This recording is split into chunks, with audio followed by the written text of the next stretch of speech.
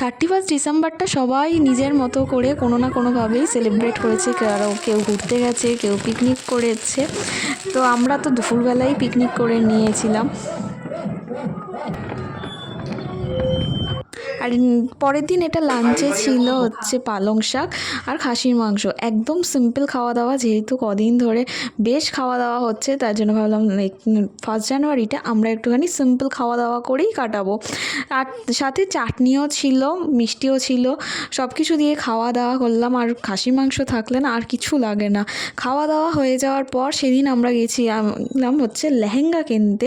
আমি গেছিলাম মাদি ঢাকেশ্বরী থেকে লেহেঙ্গাটা কিনতে। আর আমি না লেহেঙ্গাটা খুব হালকা কালারের মধ্যেই চেয়েছিলাম, বিকজ এখন হালকা কালার মানে নিউড কালার টাইপটাই বেশি ভালো লাগে। এই লেহেঙ্গাটাও আমার বেশ পছন্দ হয়েছিল, যেহেতু বাবার পছন্দ ছিল না বললে আমি এটা নিইনি। এটা আমি অন্য লেহেঙ্গাই নিয়েছি। তো এটা যখন আমি আমার দাদার বিয়েতে পরবো তখনই একেবারে তোমরা দেখে নিও। তো ভিডিওটা এই অবধি। প্লিজ ভালো লাগলে সাবস্ক্রাইব করে দিও। বাই।